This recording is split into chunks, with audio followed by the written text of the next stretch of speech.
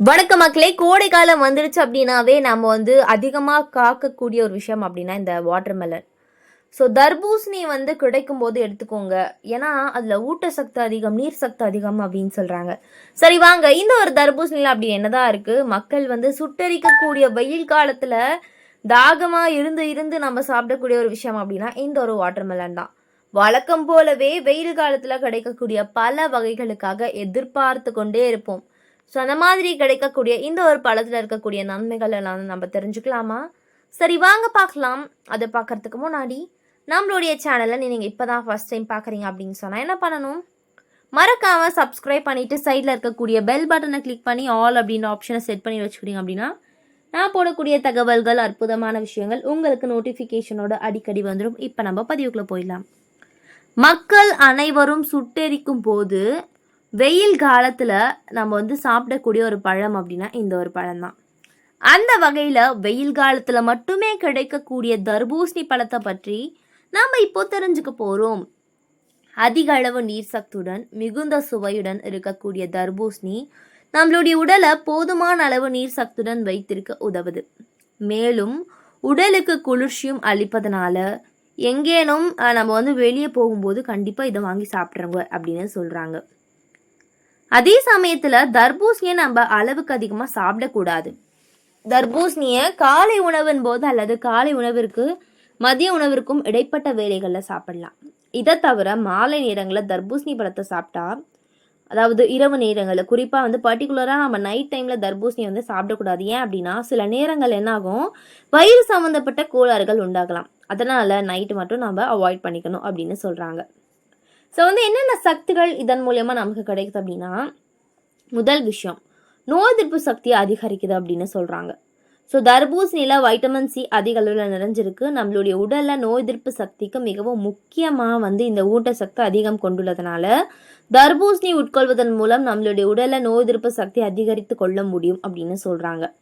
இது தவிர நம்மளுடைய முடி மற்றும் சருமத்திற்கு ஆரோக்கியத்தை தரக்கூடிய வைட்டமின் பி மற்றும் பீட்டா கரோட்டின் ஆகியவையும் இதில் அதிகமாக நிறைஞ்சிருக்கு.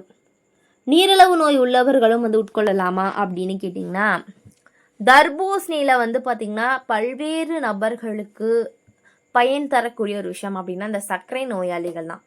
ஸோ இதில் அதிக சர்க்கரை நிறைஞ்சிருக்கிறதா நம்பப்படுது. ஏன் அப்படின்னா அதிக இனிப்பு சுவையுடன் இருப்பதனால இதில் அதிக சர்க்கரை நிறைஞ்சிருப்பது அப்படின்றது அவங்களுடைய நம்பிக்கையாக இருக்குது. ஆனால் ஆய்வுகளின் அடிப்படையில் பார்க்கும்போது ஒரு தர்பூசணியில் 6.2 கிராமுக்கு அதிகபட்சம் 100 கிராம் அளவிலான சர்க்கரையை நிறைஞ்சிருப்பதா அறிக்கையில் தெரிவிச்சிருக்காங்க அப்படின்னு சொல்கிறாங்க. அதனால் சர்க்கரை நோயாளிகள் பயப்படாமல் நீங்கள் கண்டிப்பாக எடுத்துக்கலாம் அப்படின்னு சொல்கிறாங்க.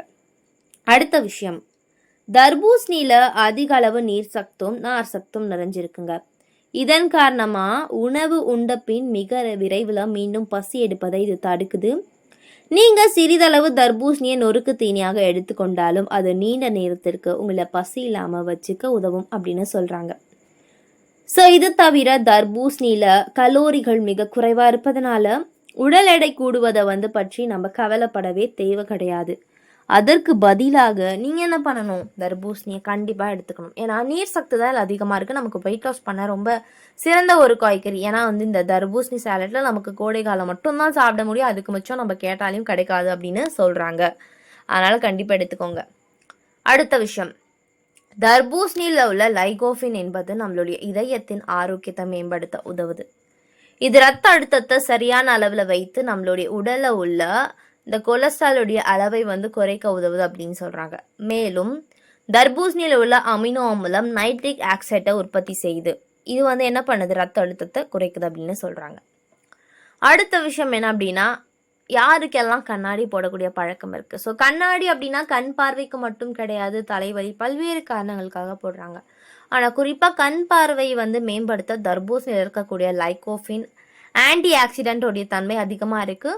மேலும் அலர்ஜி எதிர்ப்பு பண்பு இதில் இருக்குது அப்படின்னு சொல்கிறாங்க. ஸோ இதன் காரணமாக தர்பூசணியை போதுமான அளவு உட்கொள்ளும் போது வயதானவர்களுக்கு உண்டாகக்கூடிய பார்வை குறைபாடு போன்ற நிறைய பாதிப்புகளை நம்ம தவிர்க்கலாம். எனவே மக்களே, தர்பூசணி பழத்தை சாப்பிட்டு தான் ஆகணும் அப்படின்னு நிறைய கண்டிஷன்ஸ்லாம் இல்லை. நீங்கள் கண்டிப்பாக எடுத்துக்கலாம். ரொம்ப ஆரோக்கியமாக இருக்கும். ஸோ தொடர்ந்து இது மாதிரியான நிறைய விஷயங்கள், அற்புதமான தகவல்களை நீங்கள் தெரிஞ்சுக்கணும் அப்படின்னா நம்மளுடைய சேனலை மறக்காமல் சப்ஸ்கிரைப் பண்ணிவிட்டு இது போல நிறைய விஷயங்களுக்காக நம்மளுடைய சேனலை வந்து ஃபாலோ பண்ண மறந்துடாதீங்க. நன்றி.